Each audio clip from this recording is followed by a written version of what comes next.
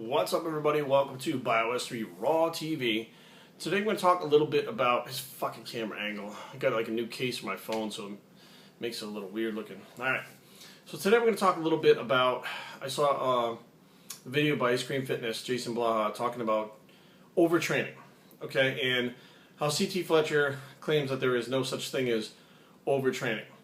Now, there is a very huge difference in some people's recuperative abilities. Some people can recover, some people can't. But you have to recover to be able to progress. Now, it's not necessarily just a drug thing or a natural thing or, what program you're doing thing or, what volume you're doing. It's a very much an individual thing. If you take two star pro bodybuilders of the past, okay, which Dorian Yates, undoubtedly known for his low volume and making sure that he didn't overtrain in order to grow. He did low volume, high intensity, and his frequency was actually a little bit less than, excuse me, the average bodybuilder back then. And you compare him to Tom Platz. Now, Tom had high intensity, high volume, high frequency. I mean, he did everything that you would possibly do to overtrain, but didn't overtrain, and still developed an amazing physique and arguably the best legs ever to hit the sport of bodybuilding in the history. So, and especially like the cuts and stuff he had in his leg, the size, and he would do stuff like squat. I want to say the story I remember is squat 225 for like 5 minutes straight, just doing as many reps as he could. He collapsed. He went into oxygen debt and was rushed to the hospital. When he got out of the hospital, he came back, I think it was to Gold's Venice, and finished his workout. Like they told him to go home and stay home for a week. He went back and finished his workout.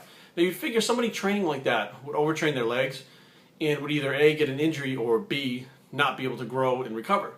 But he was able to. So now if Dorian did the same exact program, it probably wouldn't work for him. He probably would overtrain like that. So what made the difference? I mean, I wouldn't say that Tom was probably taking more drugs than Dorian was, because that was in the 80s. And, I mean, they didn't even have as many options as they had in the 90s, drug-wise, with the new stuff that was coming out. And they used a lot less in general. So, I don't even think they were fucking with growth hormone too much back then. I think it was starting to come around, but they weren't even messing with that. They definitely weren't fucking with insulin back then.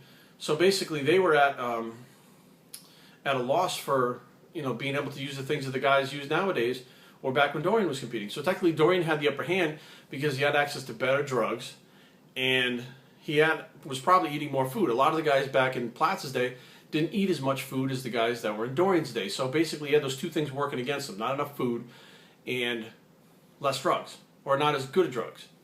So basically, Tom would be doing what, would be considered impossible, which is what CT Fletcher says. He says there's no such thing as overtraining.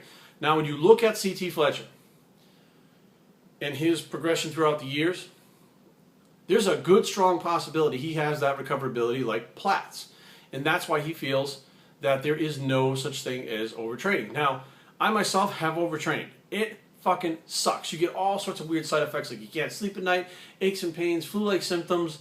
I mean, your muscles flatten out, your strength goes down. I mean, everything you're trying to do goes back in the opposite direction. And, you understand, you're like, something's going on here. Like, something's not right. I'm doing everything I should be. What's wrong? And then you look at your workout and you realize you train every body part like 3 times a week for like 25 sets. All right, too much. Or somebody like Cutler, who was doing those split stuff before, where he was doing 30 sets in the morning, 30 sets at night, two cardio sessions a day, and then doing his low carb days. By all means, he should have overtrained, but he didn't.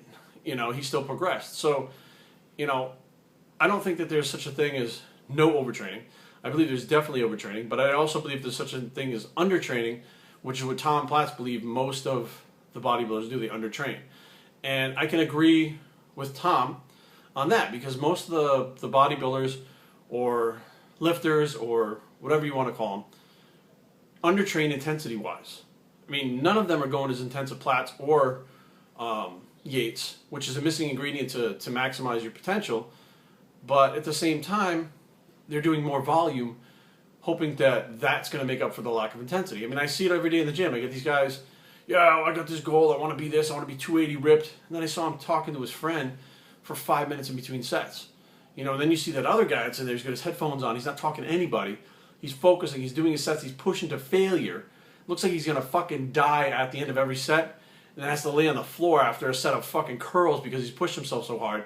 And he usually looks a hell of a lot better than the guy who was yapping his gums with the low intensity in the fucking 20 sets. So the guy with the 3 sets, banging that shit out hard intensity-wise, walks out of the gym looking better and accomplished. The guy who's flapping his gums doing 25 sets and getting a pump walks out and walks back in the next fucking 6 months looking the same. So there's definitely something to be said for, you know, recuperative ability for the individual. And then once you figure out your individual recuperation time, then you can decide volume, intensity, frequency, all these different things that will bring you just to the edge of overtraining. And then you pull it back a notch so it brings you back down towards undertraining. So you stay in that optimal training zone. Some people's optimal training zone, like Platt's, is like this. Dorian's, maybe like this. Mine may be like this. Who knows? But the bottom line is it varies from person to person. So there's definitely such thing as overtraining. And there's definitely such thing as undertraining. But I think that it's so individual that you got to figure it out for yourself. And there's no one right or wrong answer. So in essence, C.T. Fletcher's right. In essence, Tom Platz is right. Dorian Yates is right. Jay Cutler's right. Ronnie Coleman's right. They're all right because all of those systems work that they use. But, you know, it is individual for each one of them. It's not going to work for all of them. Now, I also want to touch on the fact that people are always asking me, do I think C.T. Fletcher is natural? Now, let me start off by saying there's a good, strong possibility this guy is clean. I'm going to go right on. I'm probably the only one that's going to say this because of the fact that everyone thinks he's enhanced.